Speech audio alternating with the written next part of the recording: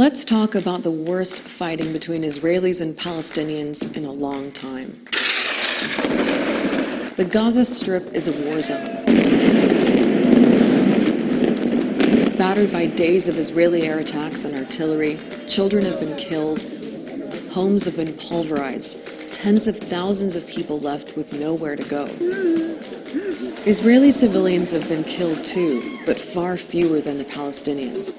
And in neighborhoods across Israel and the occupied West Bank, people have turned on each other.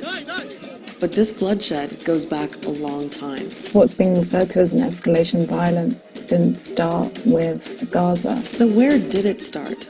What is this fight all about? And how does it end? Into it. Let's take a moment to get a sense of the scale of the human cost.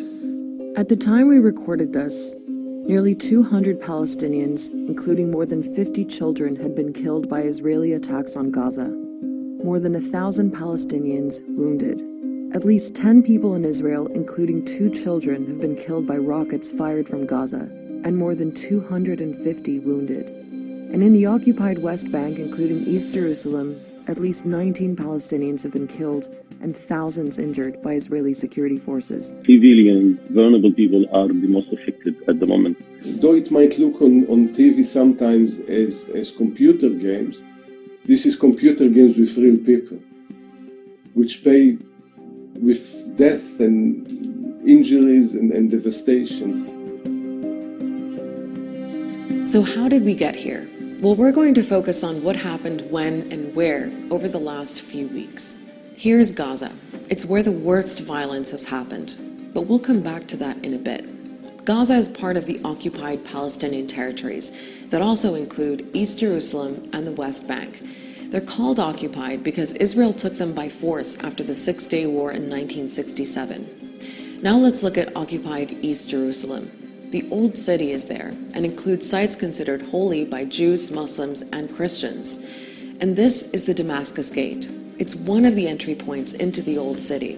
It's also where things started heating up in April.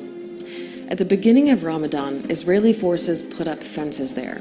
They said it was to prevent crowding, but Palestinians felt they were being kept out deliberately.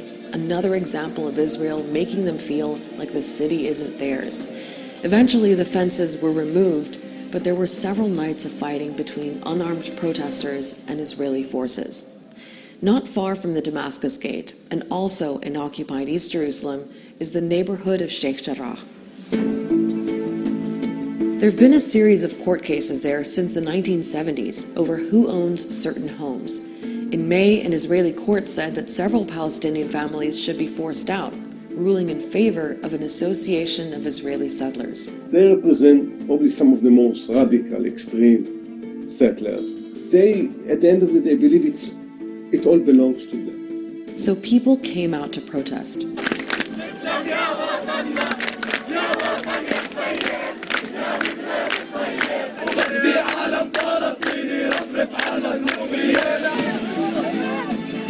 Israeli security forces cracked down, while some settlers provoked Palestinians. You are stealing my house! And if I don't steal it, someone else is going to steal it. The case is now with the Israeli Supreme Court, but the justices have postponed their hearing.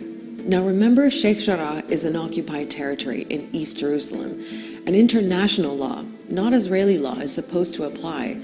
So for Palestinians, what the settlers and Israeli courts are doing is plain theft. The UN says it may even be a war crime.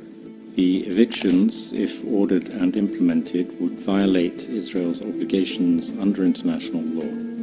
But the Israeli government sees it very differently and argues that Israel has the authority to do what it wants in Jerusalem.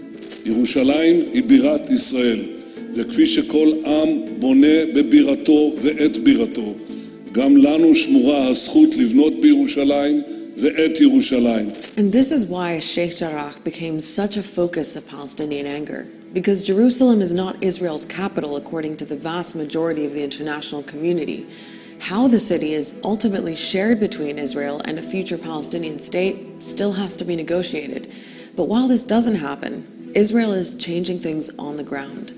And Palestinians feel that what's going on in Sheikh Jarrah is part of a much larger pattern of annexation and dispossession. This has happened across Palestine, where Israel allows itself to appropriate land and houses on a really false legal pretext. So let's bring up our map again. Israeli forces were cracking down on protesters in Sheikh Jarrah for several days.